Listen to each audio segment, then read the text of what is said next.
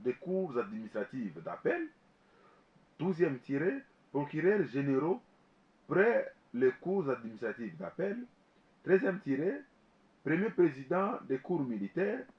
14e tiré, auditeur militaire supérieur.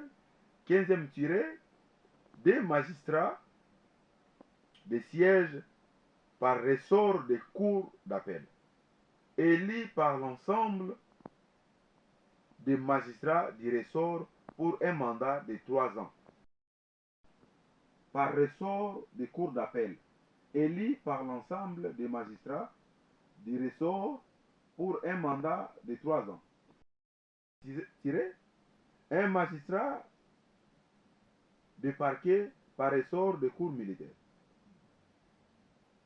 Il élabore les propositions de nomination, de promotion et de révocation des magistrats. Les rôles du Conseil supérieur de la magistrature. Il exerce le pouvoir disciplinaire sur le magistrat. Vous voyez qu'il y a là un groupe de ce que l'on peut appeler experts de la justice, réunis surtout de hauts magistrats, réunis pour gérer l'organe judiciaire. Tout ça, c'est un corps. On ne peut pas limiter la compréhension de la justice par la magistrature. Merci. Donc, est-ce que maintenant on va donner une guérison au fonctionnement de la justice congolaise parce que la justice est malade? Nous allons dans tout ça. Vous voyez? Nous sommes dans tout ça. Et nous allons dans tout ça. Lorsque le corps est malade, même si vous touchez la tête qui fait mal, c'est peut-être la question de la malaria qui touche tous les corps. Parce que lorsqu'ils ont demandé qu'on puisse toucher ça, on va intégrer, ils ont dit qu'on puisse intégrer oui. Le président de la République, le ministre de la Justice, les membres de la société civile, mais également des barons. Bien sûr, ça doit être fait comme ça. Ça doit être composé de tout le monde, tous ceux qui interviennent pour qu'il y ait une administration de la justice. Ça ne va pas seulement se limiter à ce que la Constitution touche ou cite nommément par leurs fonctions et leurs grades, mais ça va aussi s'élargir jusqu'à toucher même la population. Vous avez vu, ils ont demandé qu'il y ait le représentant de la société civile. Parce que de toutes les façons, la justice, c'est pour le peuple. C'est nous qui avons besoin de la justice. La justice sera au nom du peuple. Voilà. Et voilà. Ça s'écrit au nom du chef de l'État. Ah ben bien sûr. Il est important que la société civile, le conseil et le chef de l'État. Ah ben oui, pourquoi pas. Parce qu'il y a des décisions très importantes qui se prennent là-bas, sans pour autant que ni les avocats qui interviennent ardemment, ni les membres de la société civile qui décrient toujours l'injustice et ce qui ne marche pas au niveau de la justice. Donc vous voulez dire, ne prennent pas. La disposition de l'article 50D de la, 150D de la Constitution, ça serait parmi les articles qui causent la maladie en justice congolaise. Oui, parce qu'il y a pas forcément. C'est-à-dire que plus tous nous prenons part à la prise de décision de ce qui fait marcher notre justice, plus nous veillerons sur l'applicabilité de cette justice dans notre pays. Donc voilà. Toucher à ça, ça serait la meilleure des choses. Bah oui, pourquoi pas. Pourquoi pas. Mais toucher à ça, ça va ouvrir la brèche de la révision constitutionnelle. Mais non, mais est-ce qu'il y a question de brèche de révision constitutionnelle? La Constitution elle-même prévoit. Regardez, prenons l'article 218 de la Constitution. Ça dispose de sa révision. C'est prévu dans la Constitution. Pourquoi? Moi, je ne comprends pas pourquoi ça dérange autant. Pourquoi? Si c'est parce que l'idée est venue de l'IDPS, qu'on peut faire voir aux gens que, voilà, écoutez, ce n'était pas encore le moment de pouvoir réviser la Constitution. Non, la Constitution est là, mais la société est évolutive. Même la Constitution la plus ancienne des États-Unis, ça subit toujours des modifications par des lois complémentaires.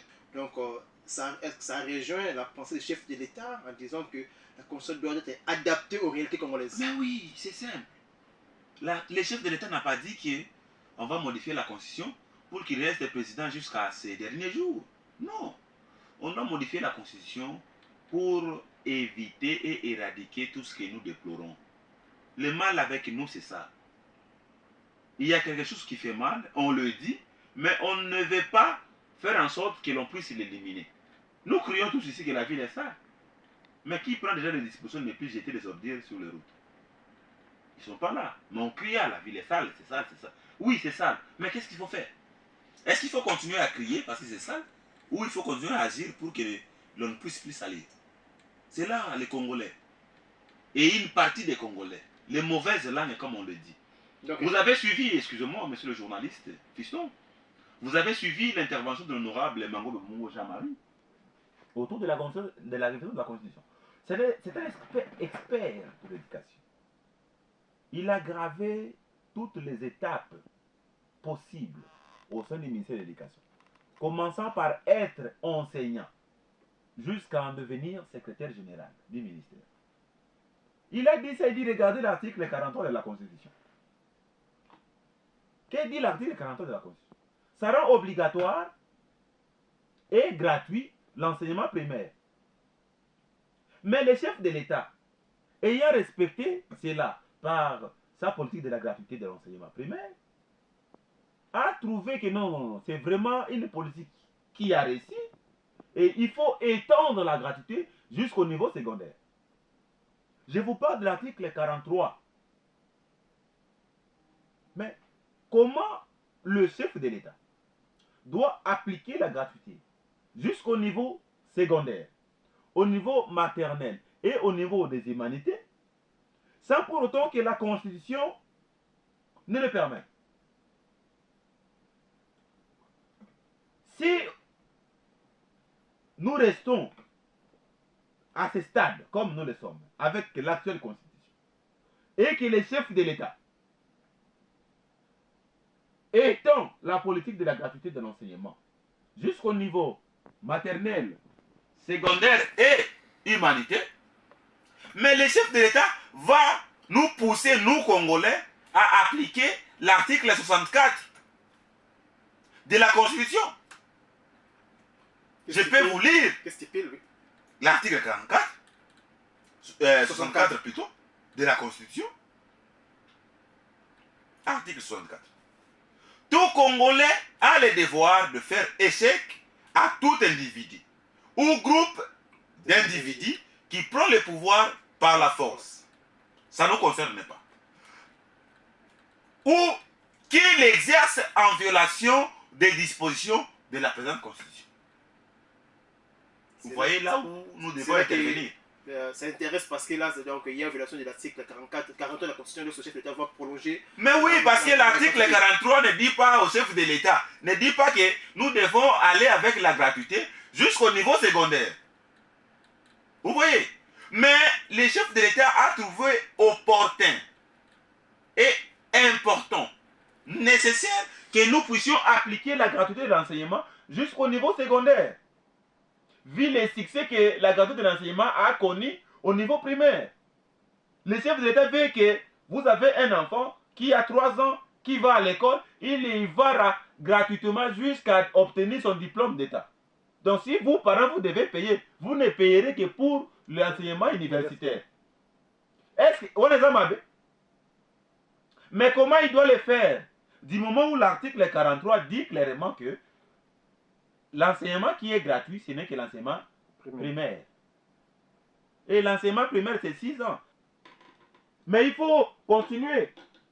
Il faut appuyer les chefs de l'État. Qu'est-ce qu'il faut faire? Réviser la Constitution. Mais voilà. Est-ce qu'il faut que tu ne kaka nyoka nyoka ou tout ça est loko ezali malamu balamoko? Donc l'idée de réviser n'est pas mauvaise. N'est pas mauvaise. On révise pas pour détruire. On a déjà une base qui est la Constitution actuelle.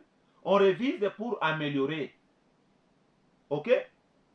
On révise pour améliorer les conditions des Congolais.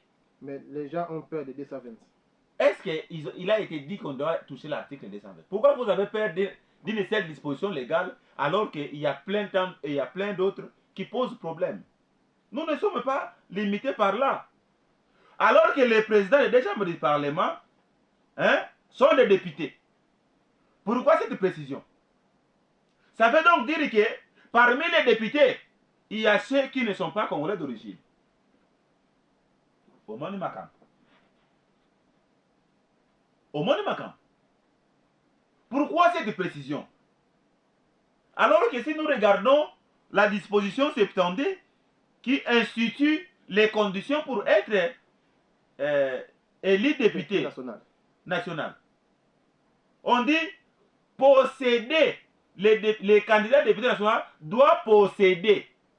Donc ça veut dire que cette disposition met l'accent sur le bureau et non sur la plénière. Mais c'est ça le problème, là. Comment nous avons eu des gens comme Mongatus, des députés dans ces pays? Les gens comme les Moïse Nyaruga, vous avez déjà entendu parler des Congolais de Nyaruga? Ils sont nombreux ici, les Mongatus, tout ça, tous ces mondes-là. Ils ont multiples nationalités. Excusez-moi de l'avoir dit de façon aussi claire que ça.